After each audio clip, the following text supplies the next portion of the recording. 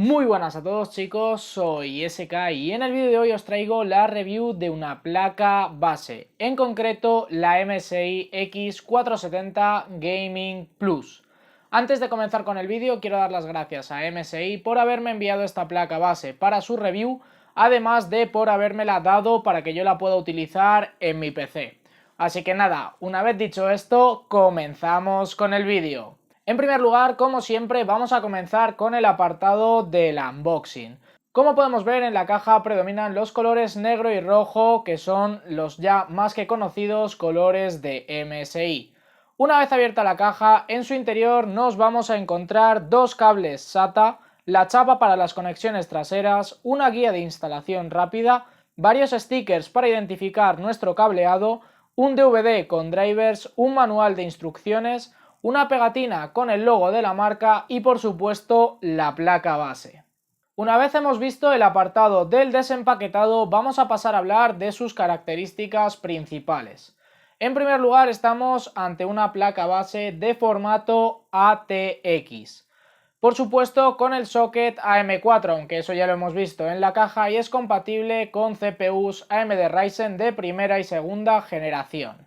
En el apartado de la alimentación contamos con un conector de 24 pines para alimentar toda la placa base, y en el apartado de la alimentación para la CPU contamos con dos conectores, uno de 8 pines, que es el habitual que nos encontramos en todas las placas base, además de uno adicional de 4 pines, que la verdad es que nos va a ser muy útil a la hora de hacer overclock y demás para que todo sea muchísimo más estable. Pasando al apartado de la RAM, contamos con 4 slots en Dual Channel que nos permiten un máximo de 64 GB de RAM a una frecuencia máxima de 3466 MHz gracias al DDR4 Boost.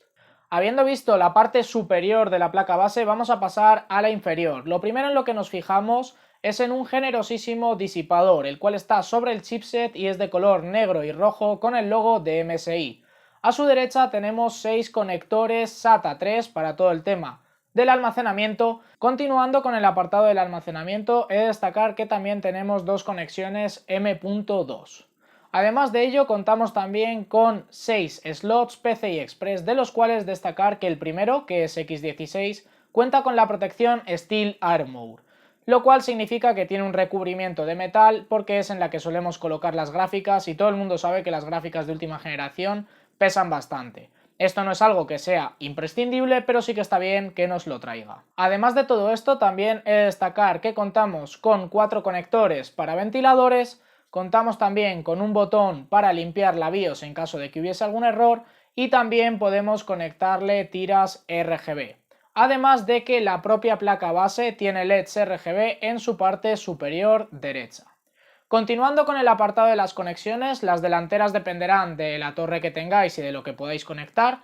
De todas formas, aquí en la descripción os voy a dejar todas las especificaciones de la placa base, pero en la parte de atrás, que es así la tendréis todos disponibles, contamos con un puerto PS2 combinado con 4 conectores USB 3.1 de primera generación, con 2 conectores USB 3.1 de segunda generación, con 2 puertos USB 2.1, todos ellos de tipo A por cierto, las conexiones para un audio 7.1 Surround y una salida óptica SPDIF.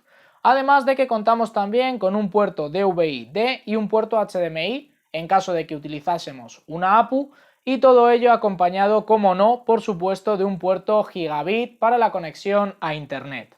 En este caso, esta placa base no cuenta con Wi-Fi integrado de serie. Una vez hemos visto ya el apartado del desempaquetado, cuáles son sus principales características y qué conexiones tiene, vamos a hablar ya de la práctica, de la vida real, cómo funciona esta placa base. En primer lugar, lo que he querido hacer es una prueba porque es una placa base enfocada al overclock, por eso lleva el chipset X470, y he decidido hacer la prueba de Cinebench con mi CPU y RAM a velocidades de stock, y tras lo cual lo he hecho con overclock. En primer lugar, al ponerlas de stock tenía mi Ryzen 7 1700X a 3,4 GHz y la RAM se quedó a 2400 al venir de serie. Una vez hecho el test en Cinebench, obtuve unas puntuaciones de 1522 en el test de CPU y de 92,37 FPS en el test de OpenGL. Tras lo cual accedí a la BIOS, entré en el apartado de overclock y puse la CPU a 4,05 GHz y la RAM a 3400 MHz. Tras lo cual repetí este mismo test en Cinebench y obtuve una puntuación de 1795 en el apartado de la CPU y de 98,19 en el apartado de OpenGL. Como os estáis dando cuenta, prácticamente 300 puntos más en el test de CPU, lo cual está genial, y prácticamente 6 FPS de más en el test con OpenGL. La verdad es que se ve que con overclock rinde muchísimo mejor, el overclock es estable y es el que llevo utilizando en el último mes y medio aproximadamente, porque yo quiero estar seguro de que todo funciona bien y de que todo está bien y de que no hay pantallazos antes de comunicaros a vosotros cómo tengo yo mis configuraciones con dicha placa base. Una vez os he dado ya los resultados con overclock, que son aproximadamente 1800 puntos, porque 1795, 1797 me iba dando dependiendo del test, he de deciros que un 8700K overclockeado a 5 GHz da aproximadamente unos 1600 puntos. Y un i9 9900K de stock sin overclock da aproximadamente unos 2000 y poquito, 2020, 2040. La verdad es que teniendo en cuenta la diferencia de precio, sobre todo con el i9, porque esta placa base son 135 aproximadamente y la CPU me costó 170 más o menos, son unos 300 euros en total. Teniendo en cuenta que solo la CPU de Intel, el i9, cuesta tanto y realmente solo tenemos unos 200 pocos puntos de diferencia en este benchmark, pues yo creo que realmente nos merece muchísimo la pena y en parte por eso quería hacer este vídeo y enseñároslo con las pruebas, con el overclock y con todo.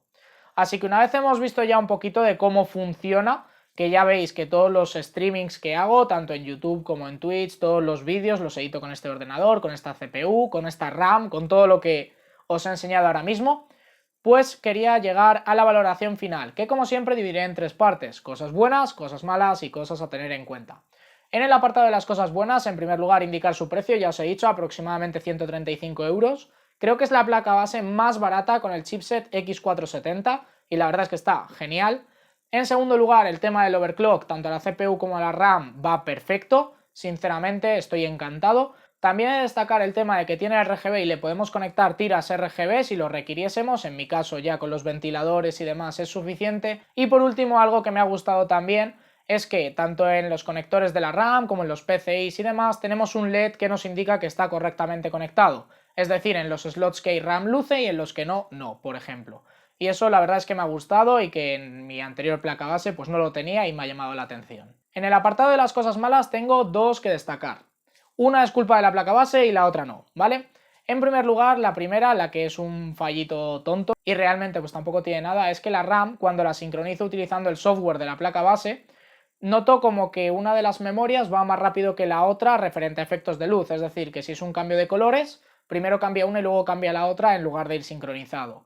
Esto pues habrá gente a la que le moleste, a mí en especial pues tampoco me molesta, pero sí que me ha llamado la atención. Y en segundo lugar, que esto es un poquito peor, pero creo que no es culpa de la placa base sino de la CPU, es que si yo pongo 16 GB de RAM, es decir, dos módulos de 8, sí que pueden estar a 3400, pero si pongo 4 módulos de 8 para tener 32 GB, solo me funcionan bien a más o menos 2666 MHz. Si lo subo más, me dan pantallazos, se cuelga y demás. Pero yo creo que esto es un tema de la CPU porque es de primera generación y ya se sabe que tenían problemas con la RAM y no de la placa base como tal. Por último, en el apartado de las cosas a tener en cuenta, indicar su tamaño, puesto que es ATX y en la mayoría de cajas será compatible, pero si usáis caja micro ATX o mini ATX no os valdrá.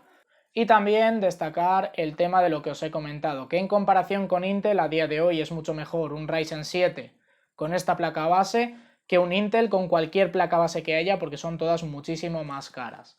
Así que nada más, chicos, si os ha gustado el vídeo dejadme un like, suscribiros si no estáis y nos vemos en futuros directos y vídeos. Adiós.